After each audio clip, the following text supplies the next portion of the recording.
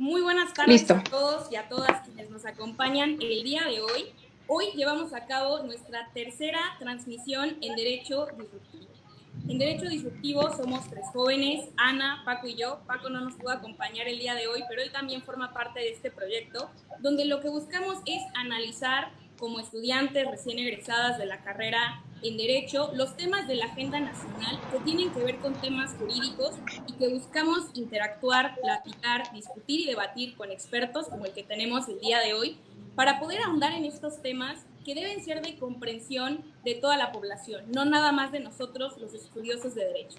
Por eso el tema de hoy son las perspectivas frente a las elecciones del 2021. Y para hablar de este tema tenemos a un experto, él es Quintín de Guarganes, consejero electoral del OPLE Veracruz. Muchísimas gracias, Quintín, por acompañarnos el día de hoy. Ana, Rubí, muchísimas gracias a ustedes por la invitación. Yo estoy encantado de estar aquí. Y bueno, pues a sus órdenes en todos los temas que estamos platicando, la juventud. La juventud justo es uno de los sectores, pues que por obvias razones más me convoca a platicar de temas de este tipo y que además en más confianza se siente para poderlo hacer. Así que con todo el gusto del mundo estoy a sus órdenes. Muchísimas gracias. Gracias, Ana, también por acompañarnos.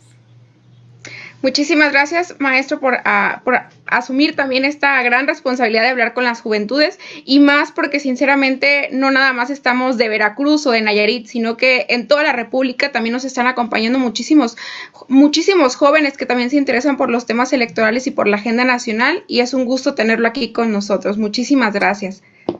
Muchas gracias, Ana. Pues coincide con que soy el más chiquito de los consejeros electorales en todo el país, entonces, pues joven con joven se entiende, ¿no? A sus órdenes. Gracias, Quintín. Pues Quintín es consejero, como les decía, del OPLE, también fue consejero electoral del INE en Orizaba, de donde es originario, fue abogado litigante también, tiene una maestría en enseñanza pública y estudios de maestría en administración pública por la Universidad Anáhuac. Pues quisiéramos entrar de lleno en el tema, la razón por la que te invitamos directamente. Queremos que nos digas, Quintín, algo que a lo mejor no mucha gente conoce. ¿Cuál es en específico la función del OPLE? ¿Qué hace y qué haces tú como consejero? Muchas gracias, Rubí, por la pregunta. Y me disculpo si suena un poquito de tráfico, pero es que aquí afuera de su casa están sonando.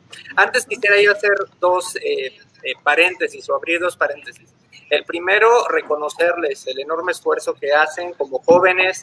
Entiendo que falta uno de los integrantes, de nombre Paco. Bueno, pues también una felicitación enorme para él, para ustedes, desde luego, por este esfuerzo que hacen por llevarle a la juventud temas pues de relevancia nacional y de relevancia sobre todo humana y social. Entonces, muchísimas felicidades. En segundo lugar, me gustaría nada más hacer una pequeña aclaración respecto del título del programa. Pues yo respeto totalmente la libertad de expresión. Fue y es una pues, elección de ustedes cómo se llamaba el programa de hoy. No tuve yo nada que ver en el asunto. Y bueno, pues la parte que también quisiera yo pedirles es que me hablen de tú. Rubí, ya por proyectos pasados ya tenemos la confianza, pero Ana, por favor, háblame de tú. Estamos más o menos de la edad, por lo menos yo me quiero sentir así. Yo sé que ustedes son mucho más chiquitas que yo, pero bueno, yo me quiero sentir todavía. Entonces, háblenme de tú. Hechas estas dos precisiones, bueno, pues quisiera yo decir que la función básica, fundamental, del OPLE Veracruz y de todos los organismos públicos locales electorales, que es una denominación genérica que tienen los institutos electorales locales, son dos cosas fundamentalmente. Uno, organizar procesos electorales locales, y dos, promover la cultura democrática, entendiendo la cultura democrática con los tres valores ya conocidos, que es la confianza interpersonal, la predisposición a participar en política y el compromiso de largo aliento con las instituciones electorales y con las instituciones públicas en general. Entendiendo que esos tres valores son los que conforman a la cultura democrática, la chamba de los OPLES, de los organismos públicos locales electorales, que en el caso de Veracruz se llama OPLE, pero en el caso de otros estados de la República puede tener otro nombre, es uno, organizar procesos electorales; dos, promover la cultura democrática de manera local, pues en el caso del estado de Veracruz, en todo el estado de Veracruz.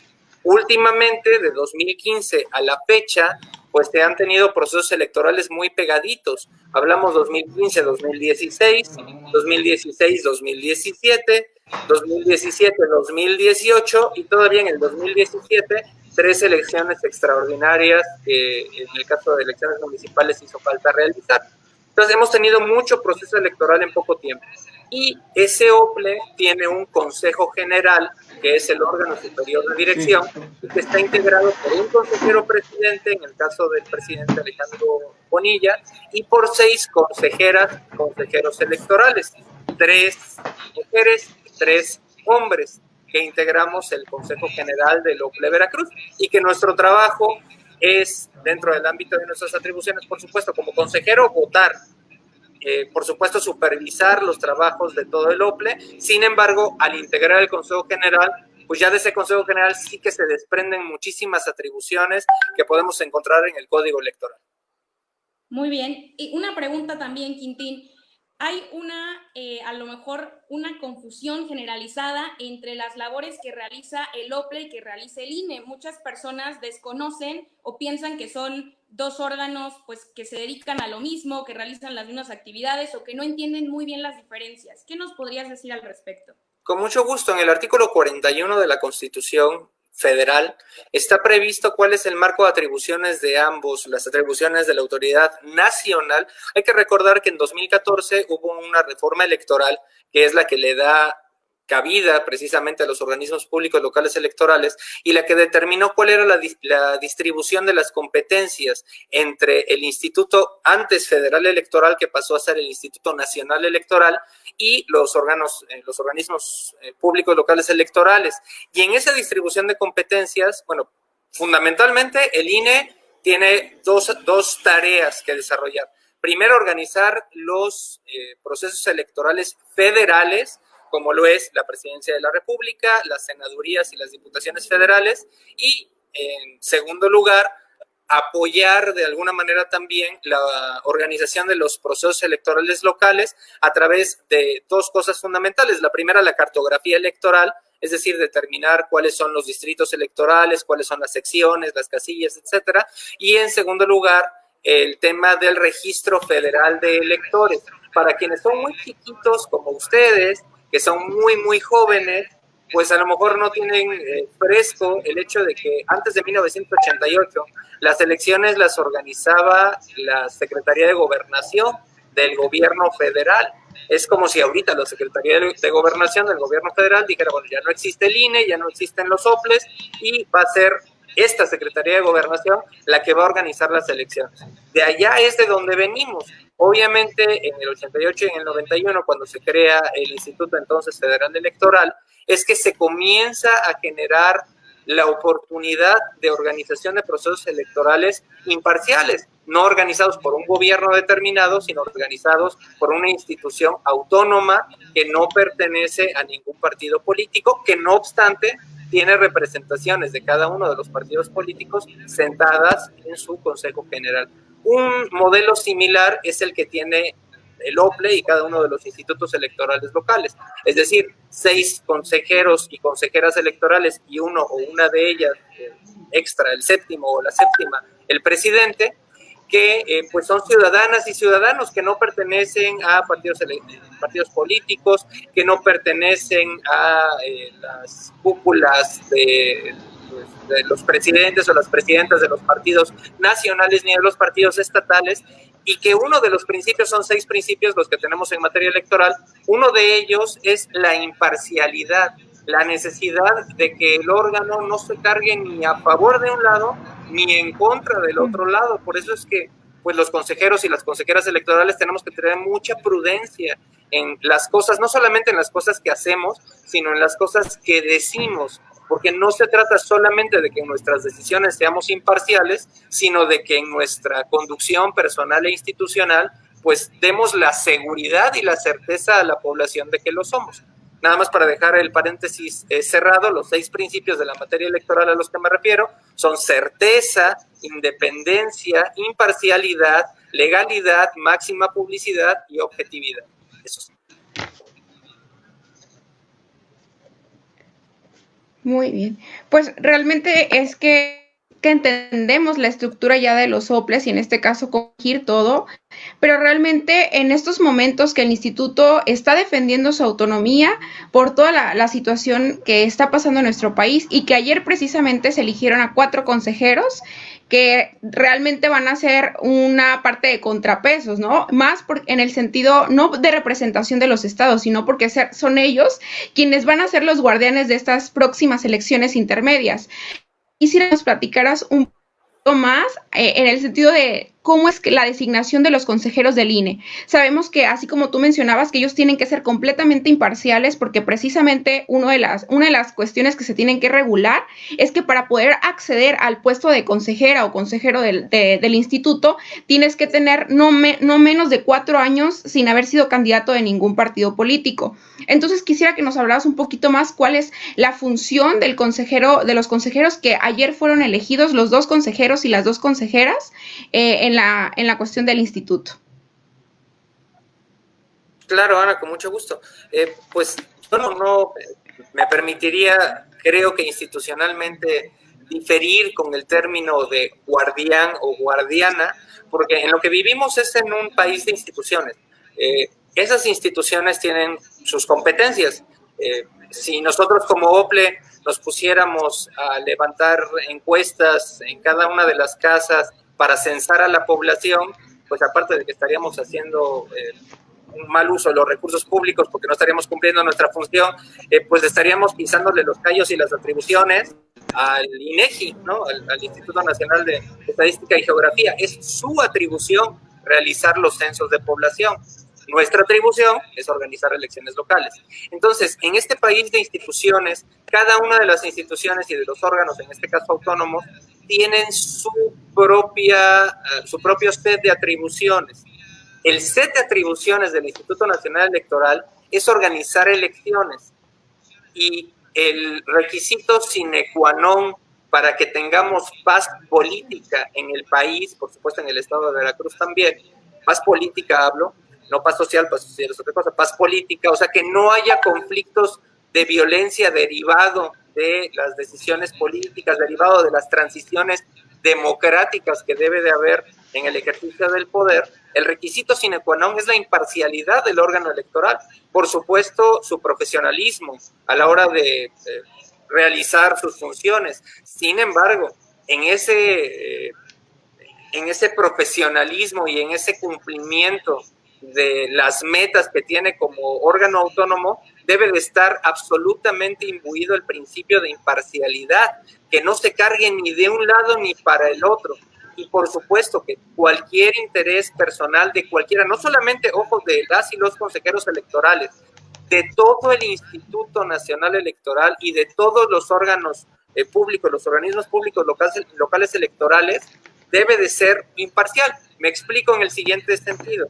El INE no nada más está conformado por los 11 consejeras y consejeros electorales de su Consejo General, sino que en toda su estructura tiene un servicio profesional electoral nacional. Permítanme el comercial diciéndoles que hay una convocatoria abierta para participar en él, y en el caso del estado de Veracruz tenemos además varias vacantes que están por cubrirse, convocatorias solamente inclusive para el género femenino, para las mujeres. Este Servicio Profesional Electoral Nacional lo que busca es justamente la profesionalización del personal, no solamente de las y los consejeros electorales, sino del personal de las 300 juntas distritales que en todo el territorio nacional tiene el Instituto Nacional Electoral, y que persigue precisamente que la independencia y la imparcialidad, como un par solamente de los principios electorales torales para que la organización de las elecciones sea lo que debe de ser, pues estén presentes en todo el personal del Instituto Nacional Electoral. A veces se dice que la democracia sale cara, pues habría que preguntarle a nuestro pasado qué tan caro sale no tener democracia. ¿Qué tan caro sale? En mi perspectiva es fundamental que tengamos órganos técnicos, profesionales, pero que también sean lo suficientemente justos e imparciales para organizar elecciones impecables como las que en estas últimas temporadas, en esta última época, hemos estado viendo de parte de los órganos electorales. Muy bien. Sobre este tema, hay un tema que sin duda no podíamos no tocar y que suscitó mucha controversia hace unas semanas, cuando el presidente dijo pues que él iba a ser el guardián de las elecciones, y entonces inclusive vino una respuesta de Lorenzo Córdoba diciendo que las elecciones en México ya tenían guardián. Desde el OPLE, desde el INE, ¿cómo son tomados estos comentarios que a lo mejor son dichos a la ligera, con buena intención, pero que sin duda, como tú dices, somos un país de instituciones? Hay instituciones que se dedican específicamente y, como tú dices, con los principios que tienen, a llevar a cabo las instituciones. Entonces, ¿cómo se toma un comentario como este u otros que se han hecho no solamente por parte de esta figura, sino que se le han hecho en general al INE, al OPLE, acerca de cómo se llevan a cabo los procesos de elecciones? Y que tú mismo, recuerdo que una vez en una plática dijiste que tú mismo dudabas, ¿no? Como todo mexicano que puede dudar acerca de cómo se llevan a cabo estos procesos, de la corrupción, etcétera, pero que tú dijiste, estando allá dentro en el INE, me di cuenta de que los procesos son limpios, son claros. Muchas gracias por la pregunta, Rubí. Efectivamente, yo recuerdo una oportunidad que hubo de coincidencia ahí en el seminario de Cultura Mexicana y en el Club Moctezuma, efectivamente en la ciudad de Orizaba, cuando estaba como consejero distrital del Instituto Nacional Electoral, porque me gustaría decir que he tenido la oportunidad de conocer tanto al OPLE como consejero presidente de un consejo municipal, como al INE como consejero distrital en un consejo distrital. Y la realidad es que efectivamente mi ingreso a las instituciones democráticas se vio muy influenciado por mi necesidad de ver que todo fuera transparente, que toda la curiosidad que entiendo a ustedes también en gran parte les hace hacer esta iniciativa de programa y etcétera, pues es ver que efectivamente las cosas que deben de ser sean y las cosas que no deben de ser no sean. Y eso fue lo que a mí me llevó a ingresar a las filas de las autoridades electorales. La realidad es que, como no podría decir cómo se toman esos comentarios desde el INE, no podría decir cómo se toman esos comentarios desde el OPLE mismo, porque no podría yo hablar a nombre de cualquiera de las dos instituciones, pero lo que sí puedo decir es cómo los tomo yo en mi carácter de consejero electoral. Y yo los tomo, pues, con mucho respeto.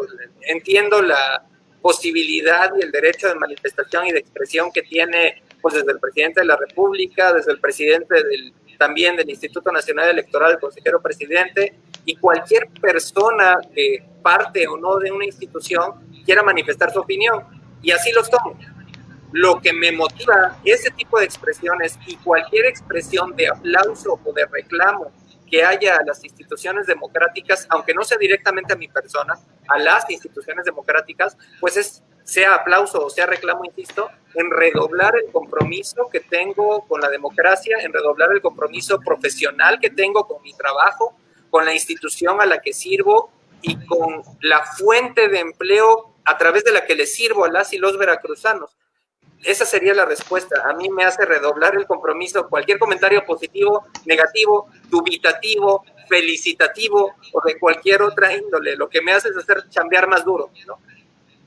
Muy bien. Otro tema que también queríamos platicar y que resulta interesante, sobre todo hablando pues en el tema estatal aquí en Veracruz, fue que en marzo, el 11 de marzo, salieron publicadas unas reformas a ciertos artículos en lo que se denominó una reforma electoral aquí en Veracruz. Y uno de los temas, por lo menos dos que me parecen los más interesantes, el primero fue una reducción del 50% a los partidos políticos que se hizo por lo menos a nivel estatal, no a nivel federal, pues porque eso no lo puede regular el Estado, pero por lo menos los recursos estatales se disminuyeron en un 50%. Y otro tema que más me llama la atención fue el tema de la eliminación de los consejos electorales municipales. Lo que yo tengo entendido, tú nos aclararás con tu experiencia y con tu conocimiento de qué se trata, pero que se modificó el artículo 66 dentro de la estructura del OPLE y se eliminaron los consejos electorales municipales y se propusieron consejos distritales locales o consejos municipales especiales. Esto es que se reducía el número en proporción de los distritos electorales y solo había un consejo estatal. ¿Esto es correcto? ¿De qué manera esto afecta, beneficia al OPLE o cómo cambia su estructura? Muchas gracias por la pregunta. Además, creo que una de las, por así decirlo, de la columna vertebral de la reforma que tuvimos efectivamente en la Constitución, Este es otro de los paréntesis que me gustaría retomar, porque la reforma de la Constitución local, en primer lugar, entiendo que existe no sé si una o dos acciones de inconstitucionalidad que están pendientes de resolver precisamente por la reforma. En segundo lugar, porque la reforma a la Constitución del Estado de Veracruz involucra también una consecuente reforma a la ley secundaria, que en este caso es el Código Electoral del Estado de Veracruz. Y esa reforma secundaria aún está en análisis y en estudio.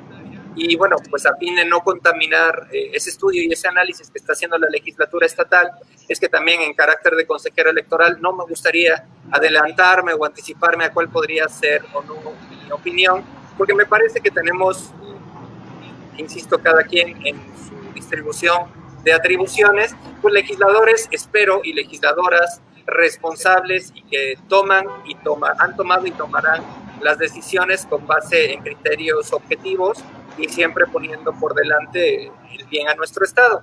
Dicho eso, el cambio de tener consejos municipales a solamente consejos distritales y en 3 casos, si no mal recuerdo, en 3 casos solamente tener consejos municipales especiales, es que seguiremos teniendo 30 consejos distritales, porque tenemos 30 distritos electorales locales en el estado de Veracruz, y solamente tendremos 3 consejos municipales especiales en lugar de los 212 que involucraría, uno por municipio, tener la elección de los cargos edilicios ahorita en 2020-2021. Por ello es que, pues, por supuesto que se carga el trabajo a los consejos distritales, porque al ya no tener consejos municipales y tener que desempeñar su trabajo los consejos distritales, pues desde luego que serán labores muy complejas. Yo simplemente quiero narrar mi experiencia como consejero presidente. Para el cómputo municipal de la elección de Orizaba, pues nos tardamos más o menos desde las 7 de la mañana del miércoles hasta las, si no mal recuerdo, digo más o menos 2 o 4 de la mañana del día jueves, o sea, casi 24 horas, 21 horas más o menos por ahí. Entonces, pues tener, si en ese modelo, si hubiera tenido el Consejo Distrital de Orizaba y yo lo hubiera presidido, pues no solamente hubiéramos tenido que llevar a cabo el conteo, el cómputo de Orizaba, sino habríamos tenido que llevar el cómputo de Ixtaxoquitlán, de Fortín y de Atzacan, o sea, otros 3 municipios que tenemos aquí que forman parte del distrito electoral local. Por ello, creo que va a ser, si se queda como está, va a ser un reto mayúsculo para el propio Consejo General determinar de qué manera se van a llevar a cabo muchas actividades, no solamente los cómputos por parte de los consejos distritales, desde las instalaciones que van a necesitar, el personal del que va a tener que ser dotado cada uno de estos consejos, hasta por supuesto los mecanismos y los procesos que va a tener que llevar a cabo cada consejo distrital en cada una de las partes que conforman el proceso electoral, para que se siga dotando de igual certeza o de mayor inclusive certeza, de igual legalidad o de mayor inclusive legalidad y de mayor transparencia de la que se haya dado todavía en el último proceso electoral local de cargos edilicios, que fue el 2016-2017. ¿No? Muy bien. Pues tenemos precisamente por ahí otra cuestión. Sabemos que el panorama que pinta a nivel mundial, lo que está dejando el COVID, también representa que se generen mayores esfuerzos por parte de esto, más porque, bueno, estamos a menos de un año de comenzar con las elecciones de junio de 2021, pero entonces, ¿cómo la contingencia realmente afecta los preparativos para las elecciones, ¿no? Porque sabemos que el próximo año se van a renovar 15 gobernaturas y de estas 15 es únicamente una, pues la tiene Morena, ¿no? Las demás, la mayoría, 8 las tiene el PRI y todos los demás, bueno, dicen que representan también una parte fundamental para tener esta parte de que otros partidos también sean la verdadera oposición para el 2021. Entonces, ¿qué tanto puede ser afectar en los preparativos para las elecciones en medio de una contingencia como lo es el COVID-19? Y por otro lado, ¿qué tanto representa el abstencionismo electoral para los partidos en las próximas elecciones, ¿no? Sabemos que estamos en unos momentos muy difíciles, pero que también se tienen que prever la cuestión democrática en nuestro país, y esto no se puede dejar de lado, también se tiene que hablar y se tiene que mediar, ¿no? ¿Cómo es lo que representa para el 2021 el panorama que representa? Muchas gracias, Ana. Pues mira, comenzaría yo por la segunda pregunta, si me permites, y luego me paso a la parte del COVID. La segunda pregunta respecto del abstencionismo, quiero recordar, hubo un evento organizado justamente por el INE. Yo acababa, si no mal recuerdo, de salir de consejero presidente del OPLE, o sea, ya había terminado el proceso, y el INE organizó un foro que se llamaba, si no mal recuerdo, ¿cómo decía? Déficit democrático. Le llamaba déficit democrático a la falta de participación de parte de la gente en las elecciones. Yo de ahí saqué dos reflexiones. La primera es, no podemos, ahorita les doy los porcentajes de participación, pero no podemos reducir a la cultura cívica y no podemos reducir a la participación del ciudadano, me gustaría, y de la ciudadana, pues, de la ciudadanía, pues, de los dos. Me gustaría aquí cambiar el término, no participación ciudadana, sino participación de la ciudadanía. Me explico. No lo podemos reducir simple y sencillamente al día de ir a votar. Es decir, a mí me gustaría vivir en un país, en un estado, en donde todo el tiempo la ciudadanía esté demostrando, manifestando, expresando qué cosa es lo que quiere, para que la toma de decisiones no sea, pues, única de parte de la clase gobernante, sino que esté constantemente refrescada por los deseos de las personas, de la ciudadanía. Por eso es que me parece que no podemos reducir la participación de la ciudadanía en un día de si salió la gente o no salió a votar. En el proceso electoral 2016-2017, más o menos, que estoy hablando de ayuntamientos, el promedio de participación fue de 59.1%, o sea, casi 60%. En el de gubernatura y de elección federal, la participación ciudadana subió a más o menos 64.5, 64.4%. Es decir, tuvo un aumento de 5% más o menos. Esto significa que 6.5 ciudadanos, digamos, vayamos a redondearlo, casi 7 ciudadanas y ciudadanos de 10 salieron a votar en el ejercicio pasado, lo cual nos deja con 3 ciudadanas y ciudadanos que no fueron, 3.5 más o menos, ¿no? Ahorita con el tema de la contingencia del COVID, la realidad es que no hay herramientas, no hay bases para determinar cuál va a ser el porcentaje nuevo que vamos a tener. Este porcentaje aumenta o disminuye de acuerdo a si son elecciones intermedias, lo cual implica que solamente se elige a un órgano legislativo, o si es la elección de la gubernatura o de la presidencia de la República. También influye mucho el factor de si son elecciones en donde se eligen cargos edilicios o solamente es una elección en donde se eligen diputaciones. Por ejemplo, en el 2016-2017, insisto, tuvimos alrededor del 59.1%. En el 2017-2018 tuvimos alrededor del 64.5%, pero coincidió en que también se dio el paralelismo de elección local con elección federal. O sea, no fue solamente una elección intermedia per se, ¿no? O más bien una elección de gobernador per se. En el caso ahora que vamos a tener en 2021, no vamos a elegir gobernador o gobernadora, no vamos a elegir presidente de la República, pero sí vamos a elegir diputadas y diputados federales, diputadas y diputados locales y, por supuesto, los cargos edilicios. Ahora, ¿cómo se advierte la oportunidad para la gente en salir a votar? Yo particularmente pues veo que el tema de la contingencia es un factor que no era previsible, que además es inédito. yo quise recordar en mis 32 años de vida si había existido alguna ocasión en donde la salud hubiera sido un factor tan preponderante en la toma de decisiones de las personas. Pues no lo hay. Y creo que en los últimos 100 años, cuando menos, no se había presentado una circunstancia de este calado en donde la vida misma, no solamente pues un resfriado, una gripa, una enfermedad estomacal, no, la vida misma de las personas estuviera tan en la línea. Por eso es que yo considero que va a ser un factor fundamental en la toma de decisiones de la gente de si sale o no sale a votar. Y también, respondiendo a la primera pregunta, pues va a ser un factor fundamental determinar qué tanto las autoridades electorales se preocupan, nos preocupamos por tomar las medidas, la mayor cantidad de medidas posibles para que las personas vayan, las que vayan, con total certeza de que cuando menos en la casilla no les va a subir el virus y a desarrollar un síndrome indeseable.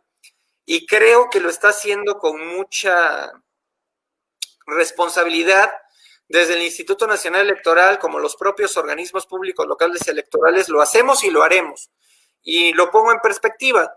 Desde marzo pasado, el OPLE ha comenzado a tomar una serie, desde marzo, cuando todavía no había estos números en el panorama nacional, el OPLE ha empezado a tomar una serie de medidas para evitar precisamente el contacto físico, para abonar al distanciamiento social y para prevenirle no solamente a sus trabajadoras y trabajadores, sino a las representantes y a los representantes de los partidos políticos, a los medios de comunicación, al público electoral, la posibilidad de que desafortunadamente por el ejercicio de su trabajo, pues terminen con COVID. Y quiero decir que fue muy afortunado que esto no haya ocurrido el año anterior, porque el año anterior tuvimos en todo el estado de Veracruz una serie de asambleas locales, de asambleas municipales, de asambleas distritales, por el procedimiento de formación de los partidos políticos locales, que desde el día 1 de julio, pues ya tenemos sentados en la mesa a 4 partidos políticos locales.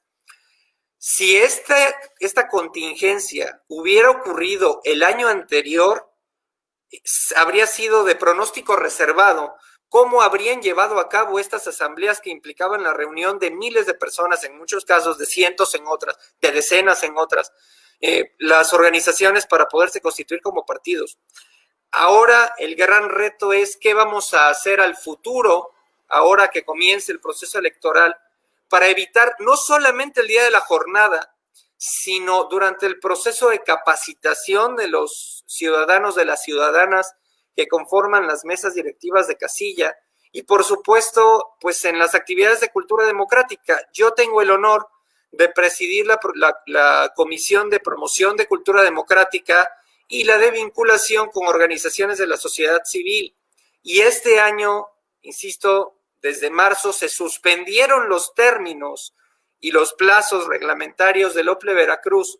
Y bueno, pues las instituciones educativas, las organizaciones de la sociedad civil y muchas instituciones con las que esperábamos colaborar también tienen detenido todo el panorama en espera, sí, de una vacuna, pero en espera sobre todo de ver cómo se va avanzando a lo que le han llamado la nueva normalidad.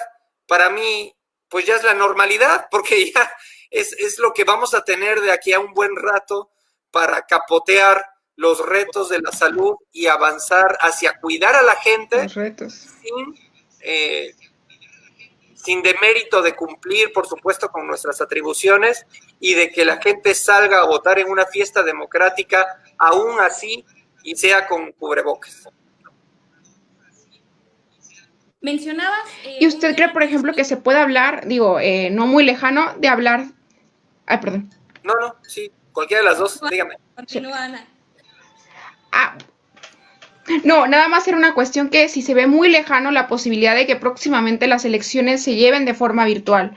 Se hablaba de que probablemente tendrían que rediseñar la estructura de cómo se saldría, en lugar de salir, de cómo se tenía que votar, ¿no? ¿Cree que se vea muy lejano la realidad de que probablemente las próximas elecciones sean de forma virtual? Es una súper buena pregunta y te contestaría, Ana, a mí me gustaría pensar que no. O sea, hoy el banco, nuestras relaciones emocionales, gran parte de nuestras funciones laborales y académicas las llevamos a cabo a través de la tecnología. Creo que esta pandemia ha venido a acelerar muchos mecanismos. Perdón, voy a poner un momento en silencio porque va a pasar una ambulancia.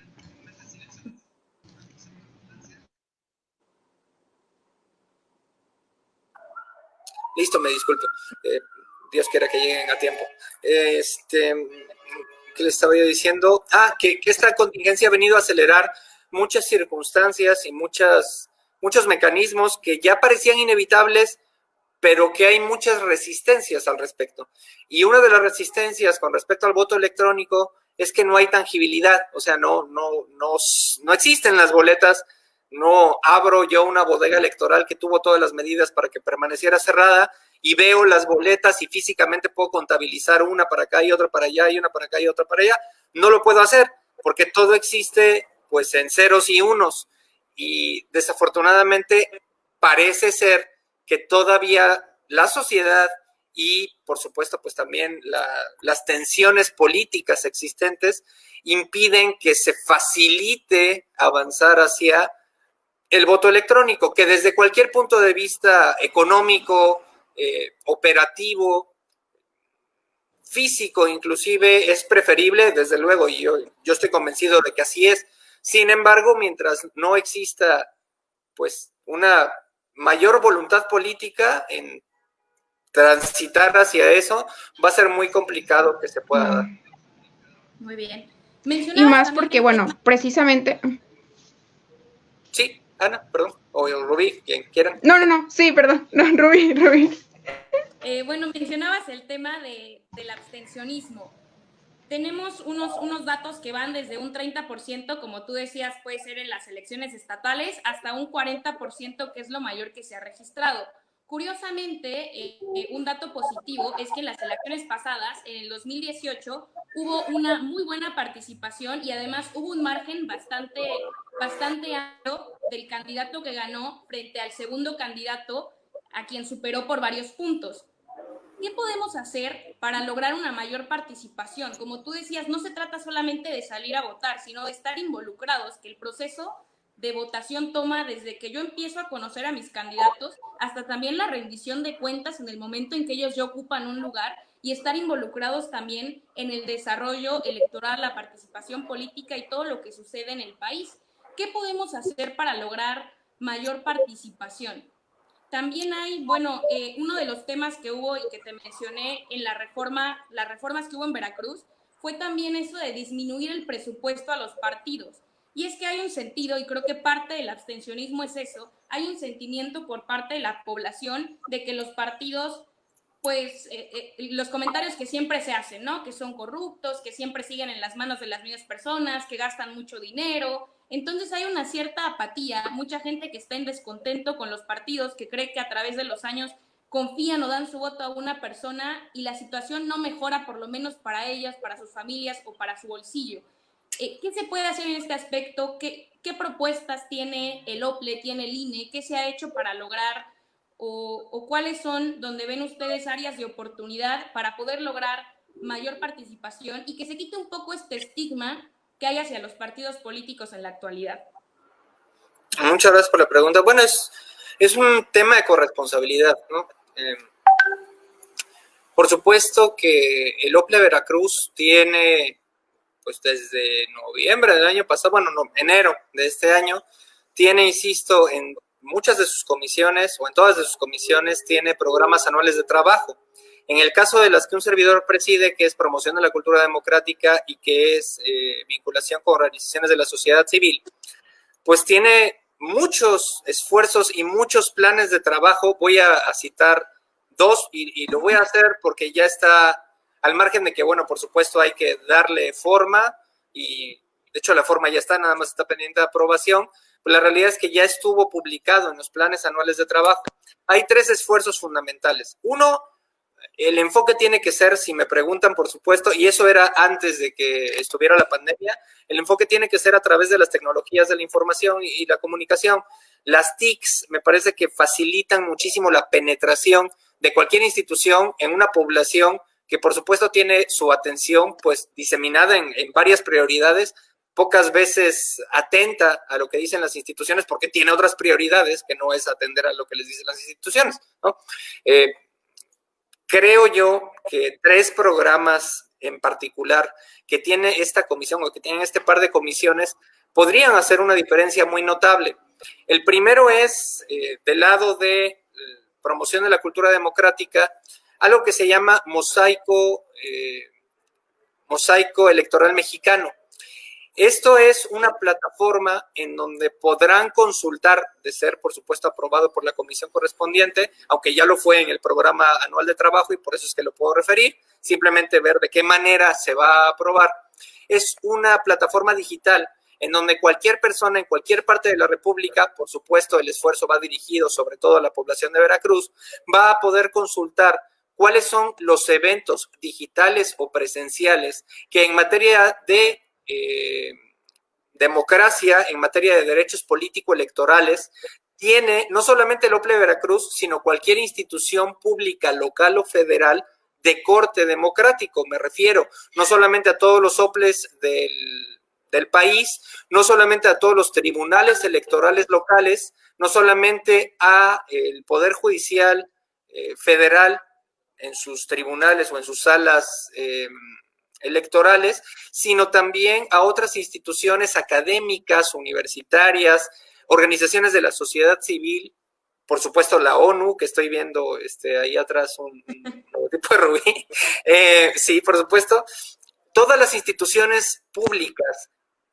por supuesto nacionales, locales, federales, pero también internacionales, van a poder tener ahí como una cartelera, como un Netflix electorales, como yo le he llamado cariñosamente, en donde cualquier persona desde la comodidad de su teléfono va a poder seleccionar cuáles son las convocatorias en las que está interesado y participar. Ese es el primero. La información me parece que es muy necesaria que fluya bien de parte de las instituciones hacia la ciudadanía y de la ciudadanía hacia las instituciones. Por eso es que este esfuerzo creo que va a facilitar que personas ávidas de participación y de información puedan tenerla literalmente en una sola aplicación. El segundo esfuerzo que se está haciendo se llama Academia de Derecho Político Electorales Veracruzana, y lo que busca es convertirse en una plataforma formativa para que las personas conozcan cuáles son sus derechos político-electorales y profundicen en cada uno de las vertientes que pueden tener estos derechos político-electorales de participación política y puedan recibir una formación no abigarrada, no quiero decir legalista, no tan profunda en lo legal, sino más bien funcional, para que las personas puedan tener mejor acceso a sus derechos político-electorales, ejerciéndolos por sí mismas.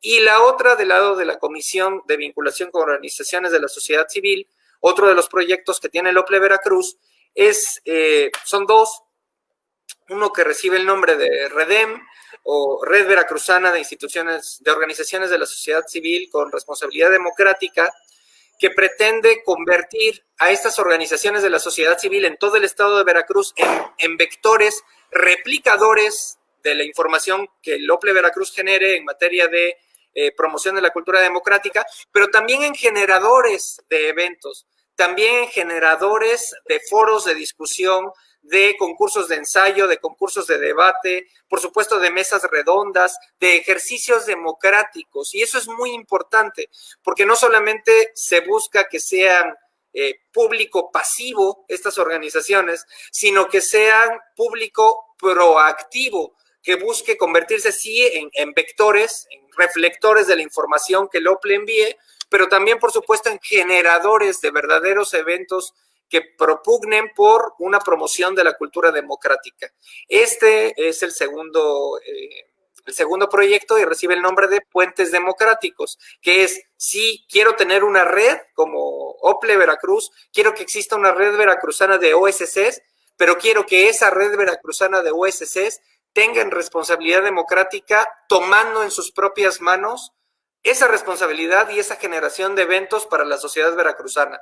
Esos son 4 de cuando menos 20 proyectos que tiene el OPLE Veracruz, insisto, la mayoría de ellos a distancia, pues por obvias razones, porque si antes de la pandemia se veía como un activo hacerlo a través de las plataformas de información, pues hoy en día no es una propuesta, hoy en día es una necesidad hacerlo así para cuidar la salud de las personas.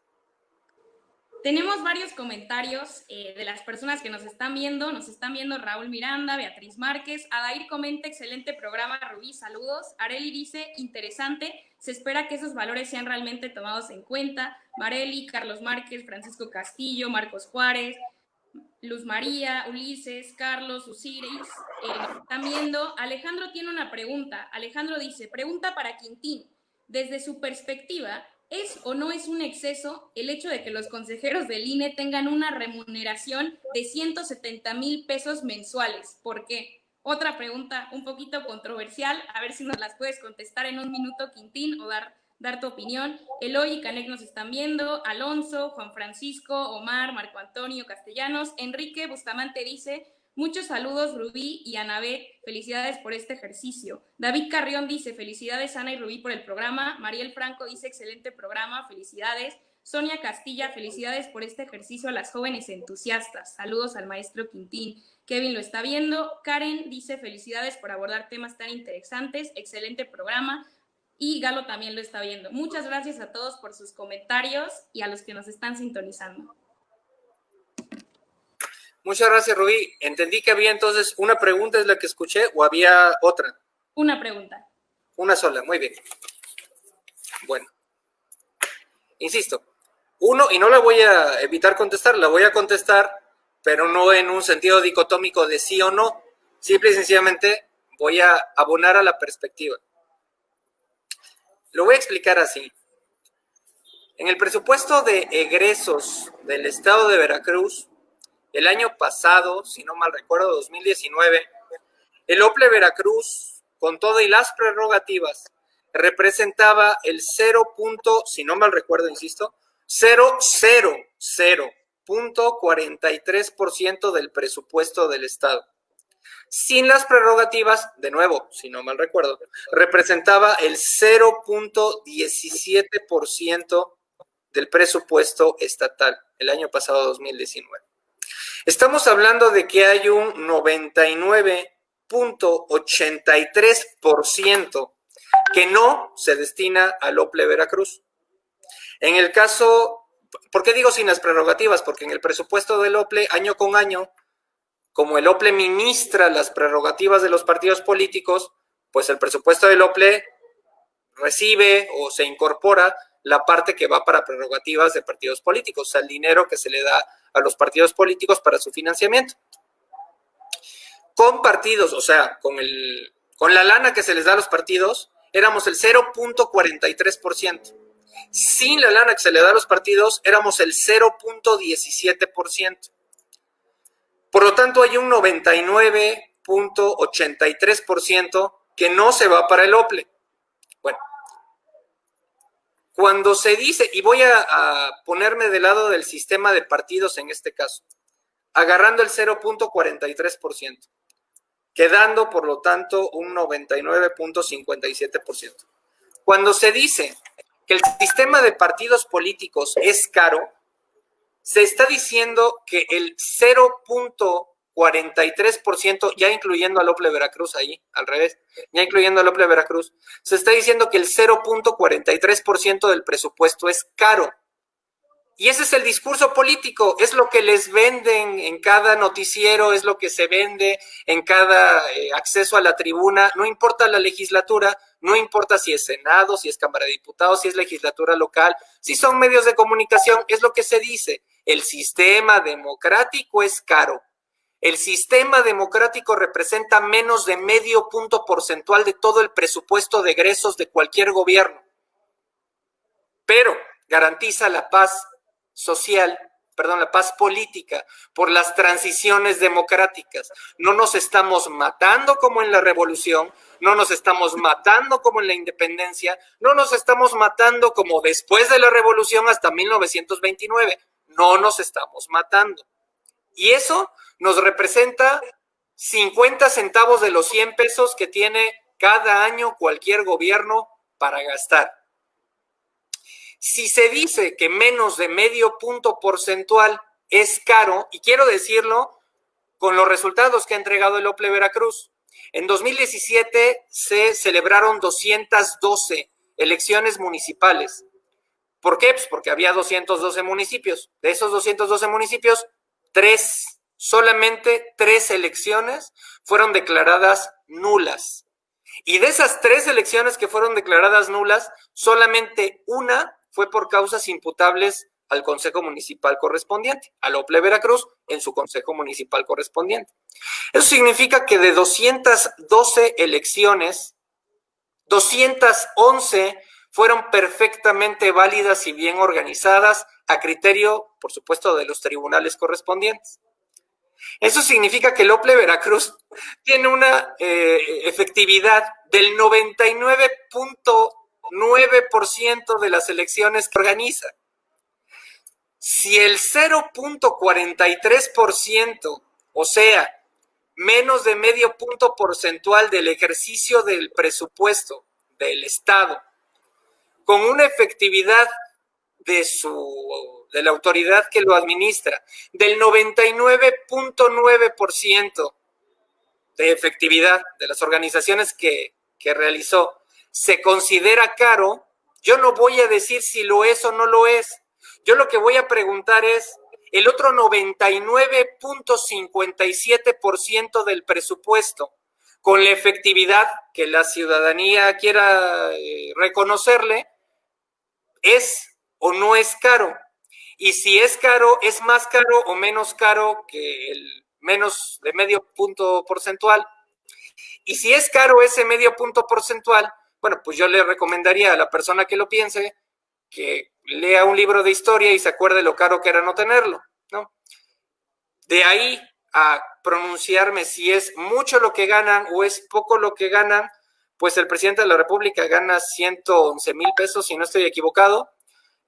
Los diputados, las diputadas ganan por allí, los magistrados, las magistradas ganan pues por allí. No lo sé si sea caro o no sea caro, lo que sí sé es que es efectivo. O sea, tener esas instituciones y tener a esas personas sentadas ahí con ese sueldo, lo que nos garantiza es que tengan la independencia que tienen y que tengamos el grado de efectividad que tenemos. Lo demás, solamente me quedaría decirlo como ciudadano, y como ciudadano lisa y llanamente no me puedo pronunciar porque pues nunca me invitan como ciudadano nada más. Cuando me inviten así nomás, con mucho gusto. Pues pudiéramos decir que aquí le invitamos de las dos formas, como ciudadano y como consejero. Bueno, muchas gracias. Para que se pudiera hacer. No, y es muy buen comentario, y más porque sinceramente creo que defender la democracia, defender la forma de hacerlo es lo más importante, porque no serviría tener tanto como un Estado de Derecho si la democracia es faltante, porque realmente no existiría, ¿no? Recuerdo mucho que se escribía en estos tiempos, más cuando se defiende al instituto, que Mauricio Merino, precisamente un investigador del CIDE, mencionaba que él no defendía como tal al Instituto Nacional Electoral, pero que defendía la conciencia democrática porque podrían destruirlo todo menos la conciencia, ¿no? Y yo creo que parte de la conciencia democrática es también institutos autónomos que permitan que sean los jueces, bueno, más bien la imparcialidad y la parte que sean ellos los principales guardianes, ¿no? Porque a propósito del guardián y de los dichos que se dicen en nuestro orden ejecutivo, más bien nuestro presidente, cuando hoy precisamente en la mañanera, cuando le hacen la pregunta de los 4 consejeros electos el día de ayer, menciona que se busca que ellos sean la parte que va a sostener la democracia en las próximas elecciones. Pero la pregunta es, cuando él menciona que el consejero es el representante del pueblo, aquí, bueno, yo difiero un poquito, y más porque usted al inicio nos comenta lo que se hacía como consejeros, lo que es un consejero y qué es lo que realmente representa. Esto nada más para que quede claro que sinceramente el consejero no representa netamente a un pueblo, representa como tal la imparcialidad, la parte de crear una competencia neutra y certera. ¿Qué es lo que realmente es un consejero? ¿Qué representa él? Es una extraordinaria pregunta, Ana. En sentido estricto, por ejemplo, en el caso de los consejos municipales, se busca que sea pues gente de esos municipios. En el caso de los consejos distritales se busca que sea gente de esos distritos. Por una razón, lo que se busca es tener, ¿cómo diré?, representantes de alguna manera, como muestras, si fueran objetos y no personas, muestras de esa población sentadas en la mesa en donde se toman las decisiones, con el objeto de que esas muestras, si fueran objetos, o esos representantes siendo personas, pues presencien cómo se llevan a cabo los actos y sean parte de la toma de decisiones.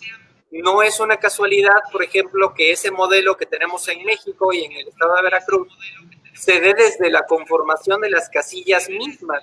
Las casillas pues no se conforman por militares, o no se conforman por policías, o no se conforman por pues los regidores, las regidoras, los síndicos, las síndicas, o los empleados y las empleadas municipales, sino se conforman por una insaculación, o sea, un sorteo, de gente de esa sección electoral, de gente de ese municipio, de gente de ese distrito, precisamente para que vean y representen, no nada más le den un servicio a su nación, por supuesto, sino sean los primeros testigos de que las cosas se están llevando a cabo bien, transparentemente, correctamente, legalmente, y que ellos no nada más estén sentados viendo, sino que sean quienes estén haciendo las cosas.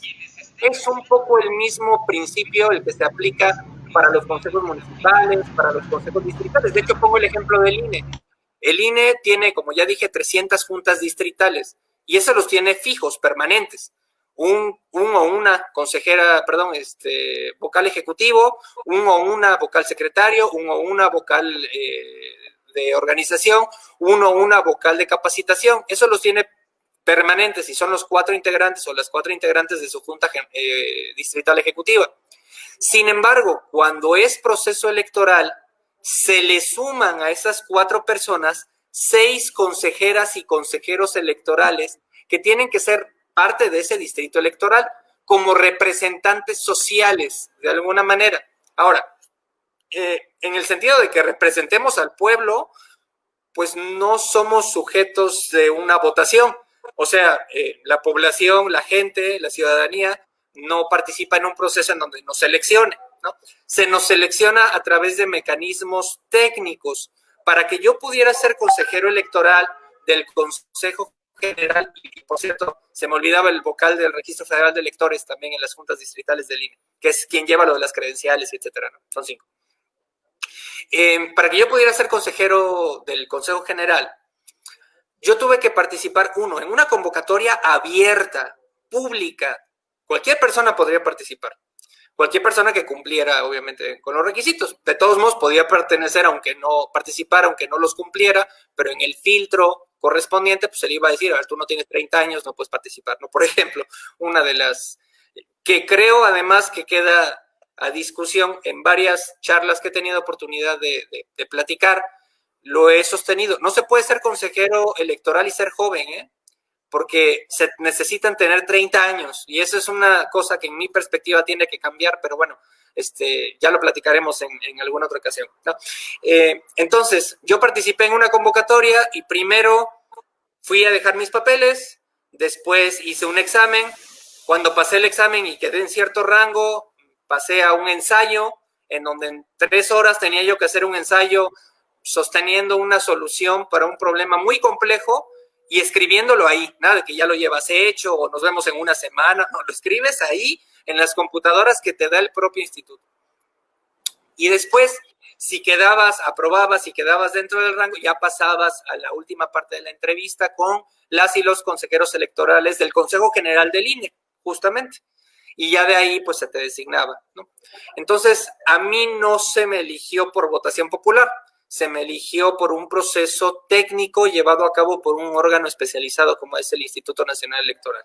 Porque así, esas son las reglas que nos hemos dado como país y que le ha dado la propia Cámara de Diputados, la Cámara de Senadores correspondiente a la legislación que opera para que se nos elija a los consejeros electorales. Sin embargo, no solamente moralmente, creo que ahí sí puedo hablar por los consejeros y las consejeras electorales, no solamente moralmente sentimos la responsabilidad de representar bien a esa sociedad, no solamente legalmente tenemos la obligación de vigilar el cumplimiento de los principios electorales y ser absolutamente imparciales e independientes en nuestro actuar, sino que además creo que las y los consejeros también sentimos una obligación ética con la gente y la sociedad de donde salimos, de donde emanamos y a la que pertenecemos y de la cual no nos hemos arrancado por ser consejeras y consejeros electorales. Ayudamos a construir el país que nos merecemos todas y todos en esto igualito para todas y todos, que es instituciones limpias, instituciones imparciales, instituciones profesionales que organicen procesos electorales en donde no quede duda que es la voluntad ciudadana y ningún otro factor y ningún otro elemento quien pone a una persona en una silla o quita a una persona de una silla. Esa es nuestra responsabilidad, no solamente legal, no solamente moral, sino ética, y la vamos a sostener hasta el último de los días de nuestro encargo. Hay un comentario también de Federico Pulido, quien dice, acá en Nayarit tienen 2 meses que no les dan dinero a los partidos. Nos está viendo también Mario Virgen, Karina Yasmín y Miriam Guadalupe. Último tema, Quintín, que quisiéramos platicar contigo ya para cerrar este tema de las perspectivas electorales para el 2021. Y es un tema que nos llama la atención, por supuesto, más a Ana y a mí como mujeres, que son las reformas que se hicieron en temas de violencia política de género. Hace unos días se publicó, no hace unos días, el 13 de abril específicamente de este año, se publicó en el Diario Oficial de la Federación algunas reformas a diversas leyes generales que van en temas de violencia y prevención, erradicación y sanción de violencia contra las mujeres. Y es que la violencia política, en temas de contextualización, en el 2015, que es cuando se empezaron estos registros, porque antes, bueno, no se conocía este término, no se conocía qué era la violencia política, específicamente en el 2015 hubo 38 casos que se clasifican como violencia política. El caso más emblemático fue el secuestro y el asesinato de Aide Nava González en Guerrero. A partir de entonces, el siguiente año, en el año 2016, se crea el protocolo para atender la violencia política de género entre el INE y diversas instituciones. A pesar de este esfuerzo, también llevado a cabo en buena medida por la FEPADE, ese mismo año hubo 103 casos de agresiones políticas con motivaciones de género. En el reporte anual que hace la FEPADE en el 2018, se abrieron 6 carpetas de investigación, concretamente por violencia política, y 41 números de atención. Sin embargo, ninguno de estos casos tuvo una resolución favorable.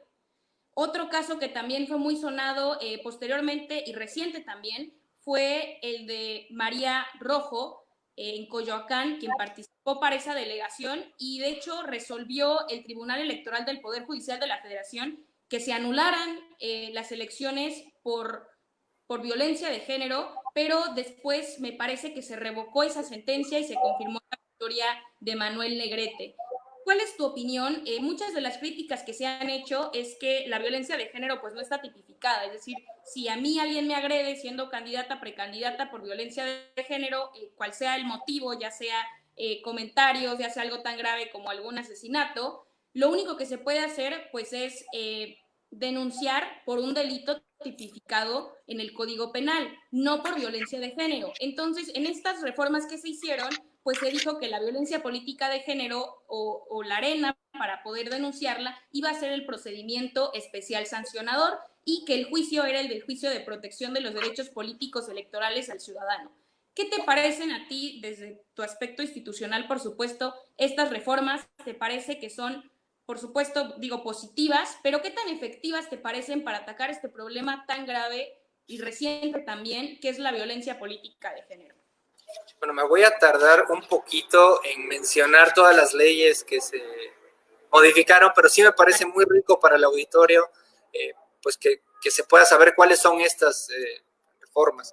Para empezar, quiero abrir diciendo que no solamente soy un convencido, profundamente convencido, de que los machismos, de que la cultura machista, para resumirlo, que ha tenido nuestro país a lo largo de su historia, no solamente es una injusticia y siempre lo ha sido, sino además hoy en día es un anacronismo brutal que debemos calificarlo siempre de intolerable. O sea, ya no estamos en la sociedad mexicana ni en la sociedad veracruzana para tolerar este tipo de actos, este tipo de perspectivas, porque hay que decirlo, los actos son consecuencia de cuál es el filtro que tienen las personas para su toma de decisiones, qué es lo que ven normal, qué es lo que no ven normal, qué es lo que ven como debido.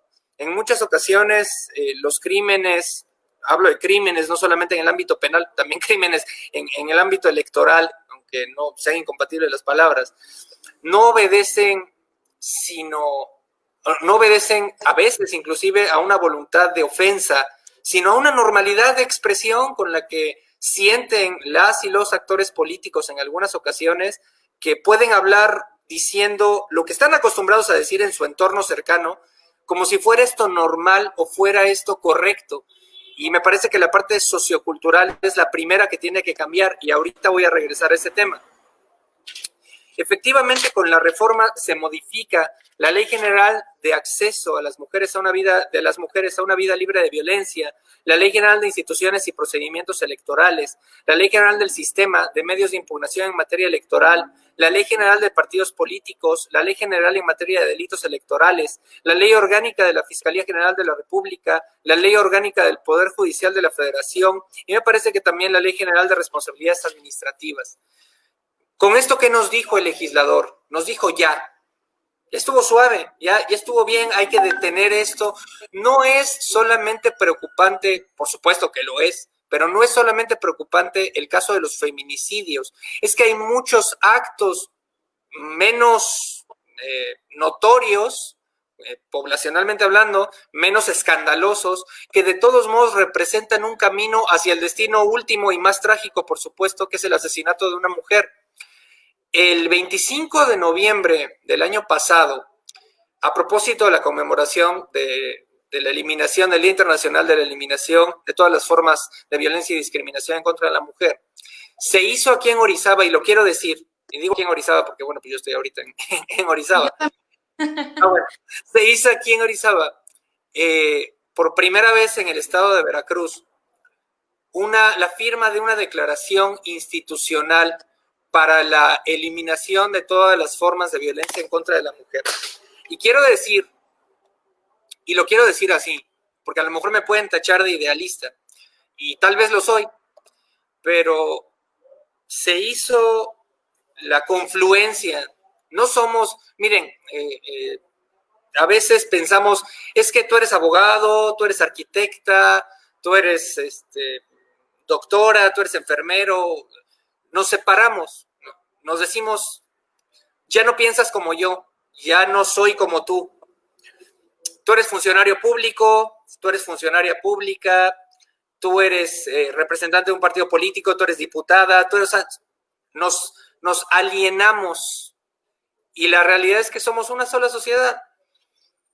Me hubiera gustado que vieran, me parece que tú nos acompañaste, Rubino, estoy seguro que el Seminario de Cultura firmó, porque ahí está la firma, pero no recuerdo si nos pudiste acompañar, porque en la jornada sí participaste, si no mal recuerdo, pero, no, que andabas en otro lado ese día, sí, cierto. Bueno, ese día, la enorme fortuna que hubo es que no tuvimos nada más a presidentes, hombres y mujeres municipales, no tuvimos nada más a representantes de organizaciones civiles, a representantes de medios de comunicación, a representantes de universidades, a representantes de colectivos, de orquestas, a representantes de un gran matiz, de una gran gama de colores sociales. Y todos y todas estuvieron ahí firmando esa declaración, inédita en el estado de Veracruz, creo que inédita en el país, no sé, no tengo las bases para afirmar tal cosa, pero en el estado de Veracruz sí fue la primera vez que se hizo. Y ver eso, por supuesto que caló profundo y me dio las bases para afirmar que no es solamente a través de las leyes y de su correcta aplicación que vamos a llegar a abatir esa violencia política y todos los tipos de violencia en contra de la mujer, sino va a ser a partir de un cambio mental, de un cambio cultural que tenemos que generar en cada una de las perspectivas y cada uno de los ámbitos en donde nos desarrollamos. Y que si eso no lo hacemos individualmente, yo, Quintín, ¿qué he hecho para poder decir que he abonado a disminuir ese machismo, esa necesidad, no lo entiendo por qué, pero esa necesidad de ofensa que en muchos sentidos sociales se da hacia la mujer? Y de verdad que por más que trato de comprender por qué no lo logro hacer, pero existe. Y no por negarlo va a dejar de existir. Necesitamos reconocerlo y combatirlo en cada uno de los ámbitos en donde nos desarrollemos. Solo así, de verdad se los digo, me parece fundamental que las mujeres también agarren la onda y cambien el término de sororidad, porque la sororidad no es nada más entre las mujeres.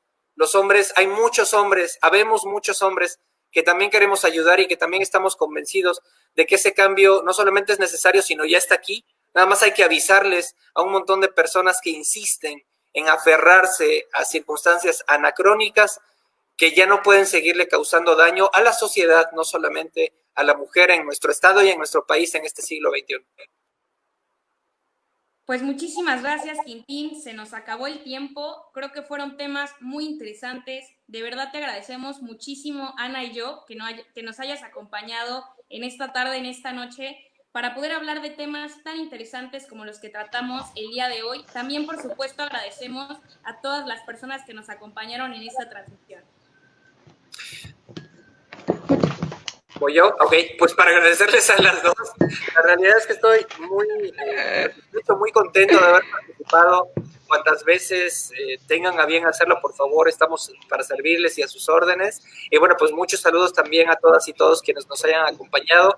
Estoy seguro que juntas y juntos, no nada más participando en los procesos electorales, sino participando siempre, juzgando siempre, pensando siempre, proponiendo siempre, vamos a llegar a donde queremos estar como país y como Estado. Así que muchísimas gracias por la invitación. Saludos a todo su auditorio y cuantas veces me inviten, yo vengo. Muchas gracias. Muchas gracias, maestro. Realmente nos vamos muy nutridos y más con todo el conocimiento que nos dejó el día de hoy. Creo que en aras de la democracia y en cuestión de empoderar a las juventudes estamos en esa misma sintonía y le agradecemos mucho que se haya dado este espacio en Derecho Disruptivo. Muchas gracias a ustedes. Bonita tarde, bonita noche. Gracias, Quintín. Osvaldo también dice saludos. Alejandro dice invitado de lujo. Gracias por la respuesta y por compartir sus conocimientos. Nos terminan de ver también Josué Delgado y Gabriel Lira. Muchísimas gracias a todos y a todas. Quintín, gracias infinitas. Esperamos vernos pronto. Que estés muy bien. Nos vemos muy pronto. Muchas gracias. Hasta luego. Gracias, Sara.